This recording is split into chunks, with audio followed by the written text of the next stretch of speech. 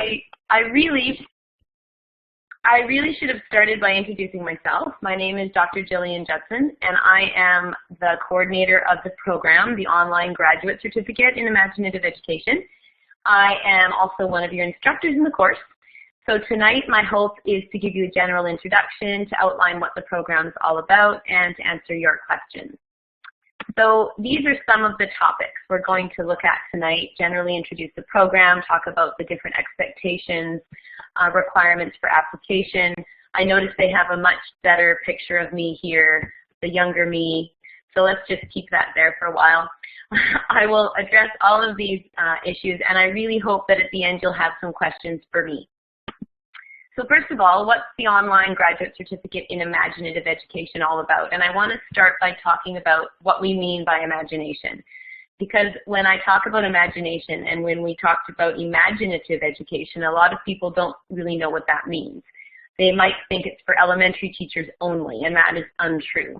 We're talking about imagination in a way that is cross-curricular. We're talking about imagination in the way that Vygotsky and other psychologists talk about it, in the sense of imagination being required for all thinking.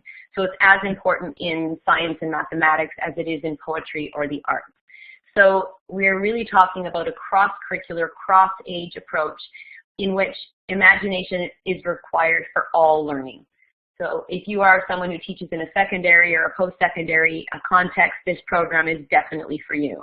Really, if you want to maximize student engagement and learning in your classroom, then this is a program that is right up your alley. I'm going to the slide. What you will do in this program through this online format is learn about the theoretical and practical dimensions of imagination's role in learning and in our intellectual development in general. We will study in particular the theory, practical side as well of imaginative education pedagogy, which is very unique because you're studying in the only university that provides a program on it. It was founded and created by Dr. Kieran Egan over the last 30 or 40 years now at Simon Fraser University. He's a world-renowned scholar. He's been named one of the top 10 educational thinkers of the decade, which is fabulous. And so this program is your only opportunity to learn about that particular theory with people who have studied with Kieran, and in particular with the Imaginative Education Research Group. There was a Center for Imaginative Education and Innovation Study founded at the Simon Fraser University in 2001. And since that time, there's been a lot of professors studying different aspects of innovation and creativity, tied more or less to Kieran Egan's work. And that is, in fact, what you will be studying when you're in this program. And particularly important is that you'll be connected with this network, which is an international network of people interested in imagination. When you learn about Kieran Egan's work and imaginative education, or what we like to call IE, you learn all about cognitive tools, the cultural tools, the stories, the narratives, heroic qualities, abstract theories, all of these aspects of human thinking that we can use in our teaching to maximize learning for our students. So that's what this graduate certificate is all about. And so you can expect to do the following. These are some of the goals. Explore and critically examine alternative and innovative ideas about education. We're not just studying imaginative education. In the first course, we'll be looking more broadly at the field. You'll be looking both at the theoretical and practical dimensions. You'll be designing imaginative curricula. You'll be implementing the curricula. You'll be learning about assessment and evaluation within the context of imaginative pedagogy. One key aspect of this program is that you are going to be engaged not only as a practitioner, but as a researcher. 2 semesters you'll be doing action research courses, and you will be contributing to the research in the field and with the network of imaginative educators. So you're going to be actively participating as a researcher as well.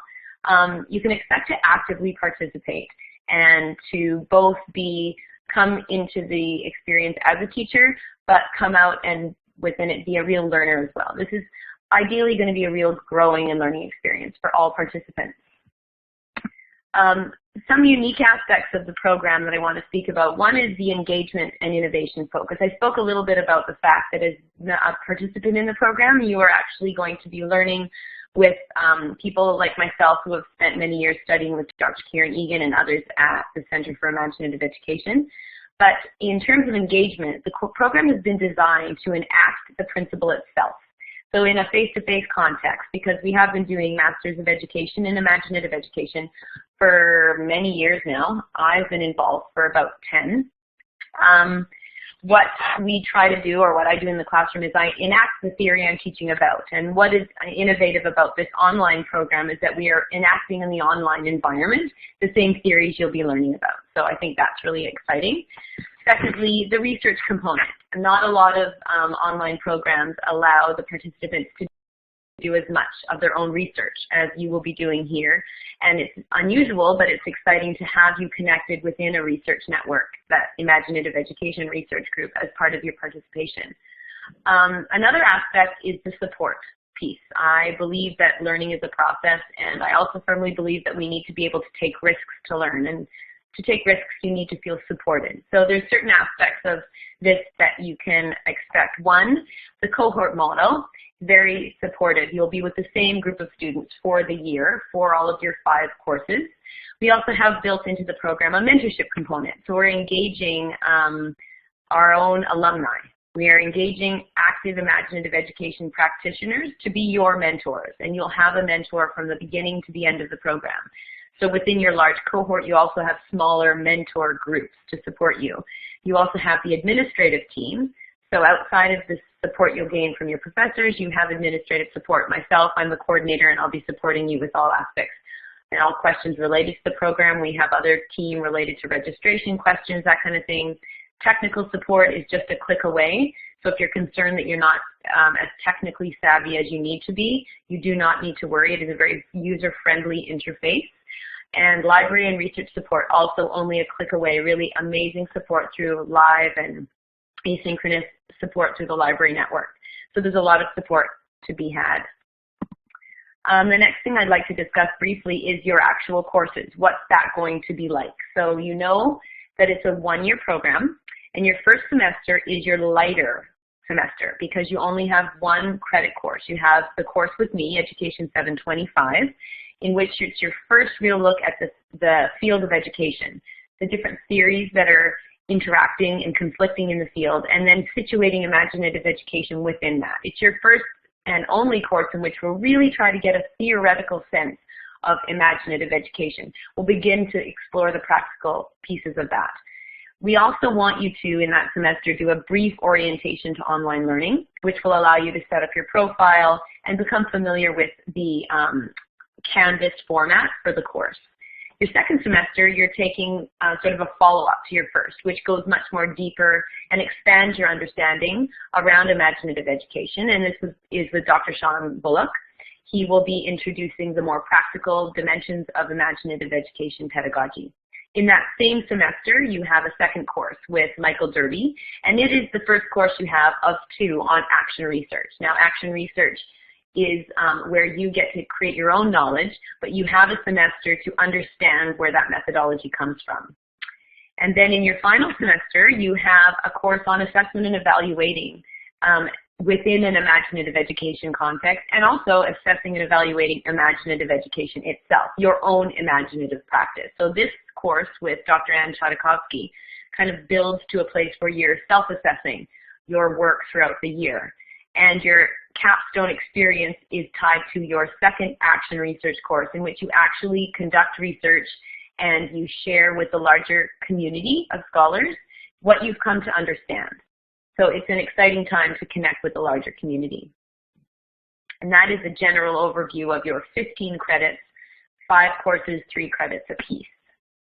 So in terms of weekly participation, this is not a lurking kind of a program. It's not a read and answer questions kind of a program. You can expect to be actively engaged each week. I know for my own course, you'll be working individually sometimes, but in pairs, small groups, large groups, very much actively and in different modes of participation every week.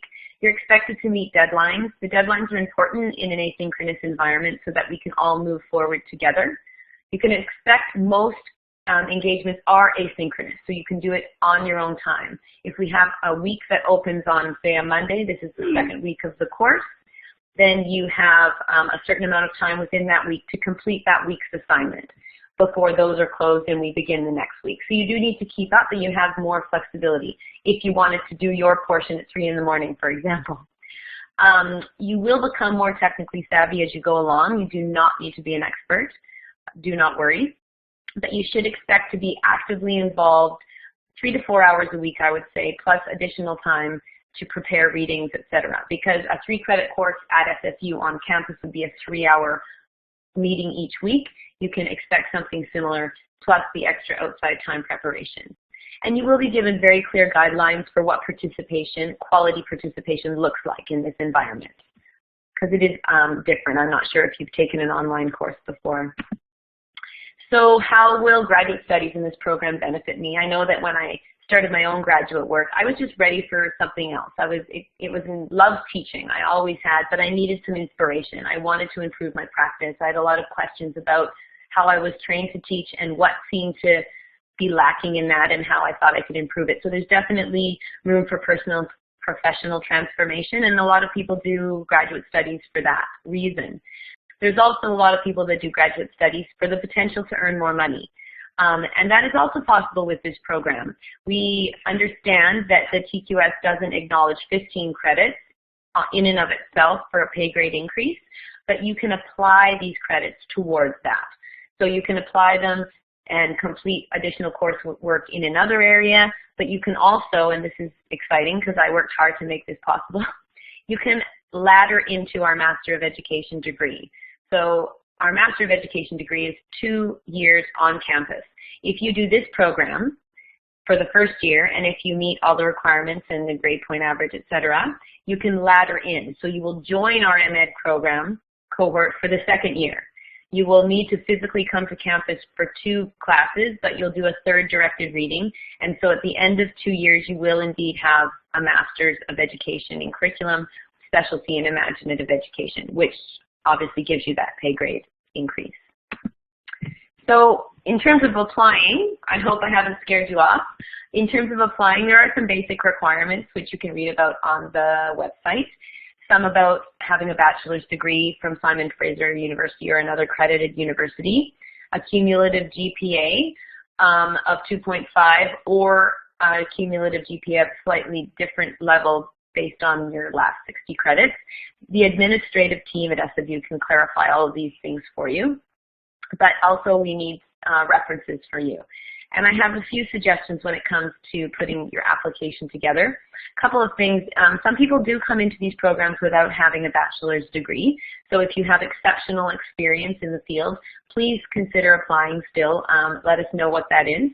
Also, if English is not your first language, there are some requirements at SFU for a minimum level of English as well. And that information is provided on the website.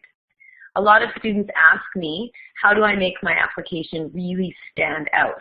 And as a tip from somebody who will be looking at your application, what we're really looking for in your letter of intent, this is where you say why you want to take this program, as well as in your writing sample, first I'll say the letter of intent, is that you just make a very clear and concise statement. So try to write as clearly as possible. It's always a good idea to have somebody else read it before you submit it. In terms of your writing sample, it's not necessary to write about imaginative education. There's no expectation that you will write about or know anything about imagination at all, theoretically, or imaginative education. Any kind of writing sample. However, if the last time you wrote a paper was 25 years ago or even 15 years ago, we would like a new piece of writing. So you might need to write something new. 8 to 10 pages gives us a good sense of your ability to write, and it's not that the writing is incredibly formal, it's that you can concisely take an argument through to the end of your paper. So please try to be as clear and concise as possible with your writing. In terms of choosing references, I encourage you to choose wisely. I think some people assume that their references will be very positive. Make sure that you do ask both personal and professional people that you truly respect and know will give you a positive reference. Some people ask us also, I made some bad choices in my undergraduate degree. So we see your transcripts, and if there's a part of your transcript that you want to explain, please do so. Life happens. It's not a deal breaker when it comes to this program. Just explain if there's some aspect of your transcript that stands out. If there's no explanation, then it's hard not to notice that as an anomaly within your GPA. And Honesty is just just be genuine. There's no right answer here. It's just knowing that people are coming in for the right reasons, only because when you start this, you're joining a group of very dedicated and passionate people. So it's important that you're in it for the right reasons and you know what you've signed up for the intellectual challenge, but also the benefits that come along with that. So at this point, I'm going to turn off the recording. I appreciate your listening. Maybe you weren't listening, but I really can't tell because it's just this strange chat room environment. And I welcome your questions. So let me turn off the recording.